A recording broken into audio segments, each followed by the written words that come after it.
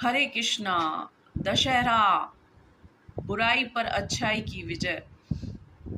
भगवान दिखा रहे हैं कि किस तरह से रावण जो इतना शक्तिशाली था, जिसने देवताओं को भी बस में किया था, जिसने इतना पूजा पाठ किया, जो कि प्रकांड पंडित था, बहुत विद्वान था, और इतना शक्तिशाली होने के बावजूद उसने भगवान की शरण नहीं ली।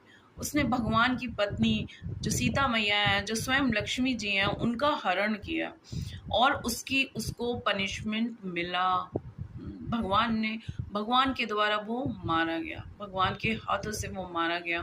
तो हम समझ सकते हैं कि हम इस जीवन में कितना ही पूजा पाठ, कितने ही शक्तिशाली क्यों ना हो जाए, अगर हम कोई चीज़ धर्म के विपरीत करते हैं या गलत कार्य करते हैं, उसका फल अवश्य ही मिलेगा। तो हर स्थिति में, हम पॉलिटिक्स में हो, हम किसी भी क्षेत्र में बहुत टॉप पोजीशन में हो, कितनी ही पावर क्यों ना हम एकत्र कर लें, लेकिन हमारे गलत कर्मों का, हमारे पाप कर्मों की सजा अवश्य ही मिलेगी। यही हमारा सनातन धर्म कहता है, यही धर्म कहता है, यही भगवान कहता है। तो हमें अपनी जो बुराइयां जो हैं उनको जला देना है।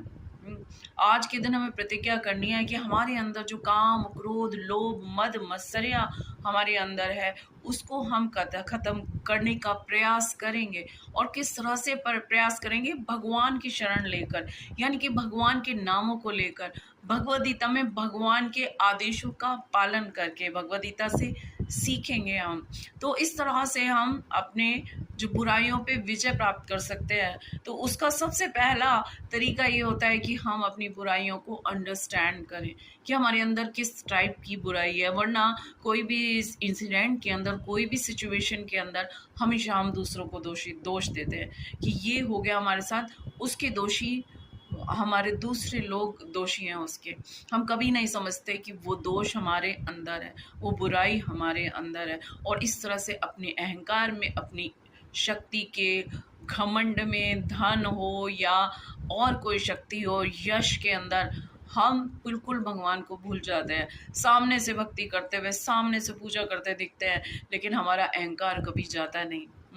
तो हम उतना हम्बल कभी होते ही नहीं, उतना विनम्र कभी होते ही नहीं। रावण ने भी यही किया, उसने बहुत पूजा पाठ किया, उसने बड़ी तपस्याएं की, उसने अपने सिरों को भी चढ़ाया था शिव जी को, है ना, और बड़े बड़े वरदान प्राप्त किए थे। और इतने शक्ति होने के बावजूद, यानी कि वो चाहे तो हवा चले, वो चाहे तो सूर्य निकले, वरना सूर्य ना निकले, इतना शक्तिशाली रावण था। और अभी आपने जैसे नरसिंहा मूवी देखी थी, तो उसमें भी यही दिखाया जाता है कि किस तरह से हिरण्यकशिपु इतना शक्तिशाली था, इतने इतने